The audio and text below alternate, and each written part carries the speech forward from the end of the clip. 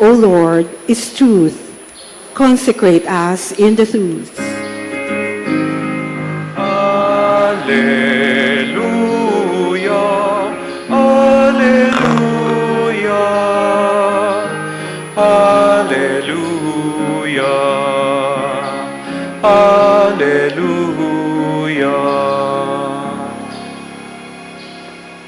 The Lord be with you. And with your spirit. A proclamation from the Holy Gospel according to Mark. Glory to you, O Lord.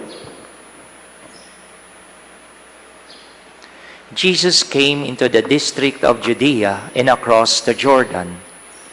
Again, crowds gathered around him, and as was his custom, he again taught them. The Pharisees approached him and asked, "Is it lawful for a husband to divorce his wife?" They were testing him.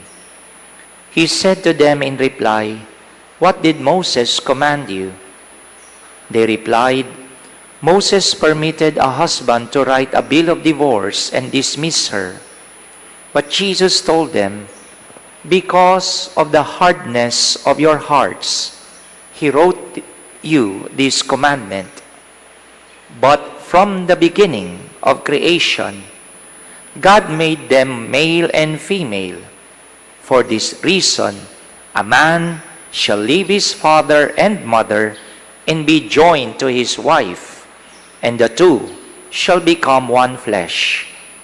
So they are no longer two, but one flesh. Therefore, what God has joined together, no human being must separate." In the house, the disciples again questioned Jesus about this. He said to them, "Whoever divorces his wife and marries another commits adultery against her. And if she divorces her husband and marries another, she commits adultery."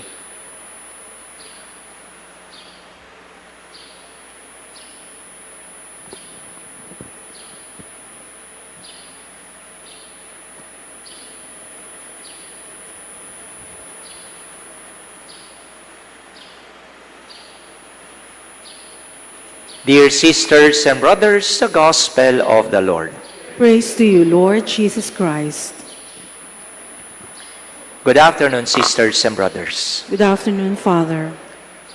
Today, as I have mentioned, we will use the votive Mass for praying for our families, relatives, and friends. Inspired by the readings for today, which speak about relationships. When God created us first to have an intimate relationship with Him. And that intimate relationship we call friendship.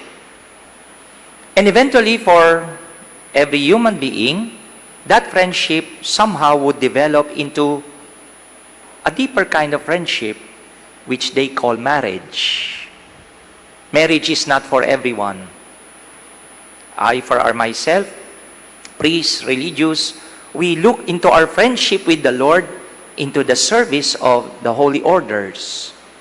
Some would look that friendship with the Lord will lead them to a single blessedness. But most would find that friendship with the Lord would mean marrying another.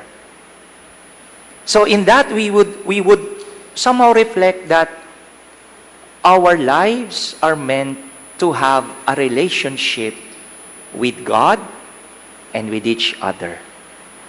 Which is why the first reading for today spoke about friendships. The tendency is that noong dinefine ng author ng Book of Sirach what friendship is, the immediate tendency for us is, ganito ba yung kaibigan ko?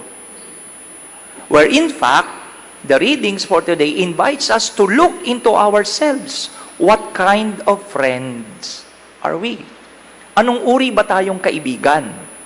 Before thinking na, ay, ganito ka. Ay, ganito yung may kilala akong ganyan. Example, when you gain a friend, First, test him and be not too ready to trust him. Why? Because another is a friend who becomes an enemy and tells you the quarrel to your shame. Mayroon ganyan. Kaibigan, pag nag-away na, siya ang unang mangchichismis.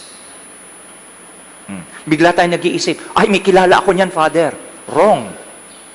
Let's look into our hearts. Are we like that? Another is a friend, a boon companion, who will not be with you when sorrow comes. Kaibigan mo kapag ka maganda ang sitwasyon. Pero pagkapahirapan na, mag-isa ka na sa buhay mo. Ay, Father, may kilala ako niyan. Wrong. Look into your heart. Ganun ka ba? When things go well, He is your other self. But you are brought low, He turns against you and avoids meeting you. Minsan, ang unang sumisira sa pagkakaibigan, utang. Pag nautangan na, hindi mo na mahagilap. Kasi magbabayaran na. Singilan na. Ay, Father, may kilala ako niyan. Wrong! Look into your heart. Are you that kind of friend? Keep away from your enemies. Be on your guard with your friends. You see the admonition? When we look into our relationships, at times, we are like that with the Lord.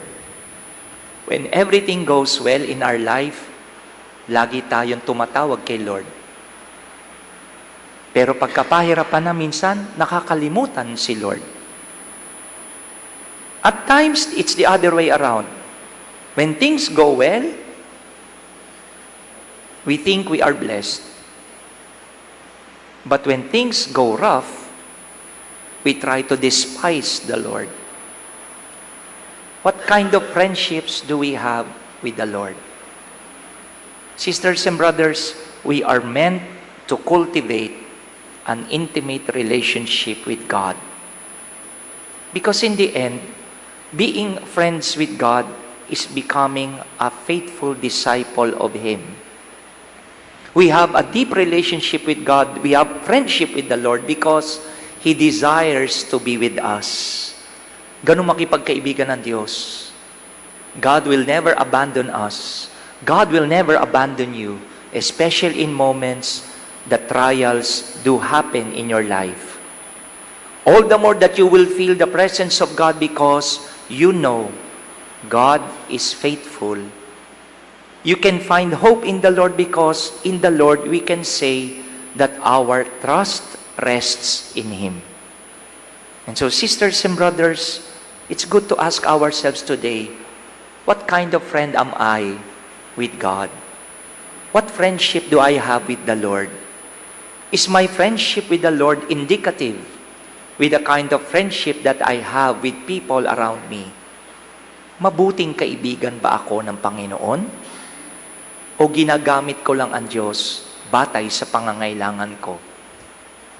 Am I a good friend of God? Or am I an enemy of the Lord?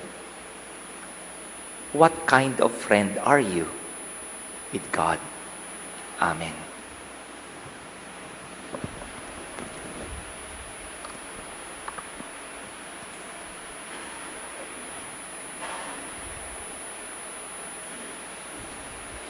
Jesus taught that the relationship between man and wife should reflect the original plan of God, that they be joined together and not to separate.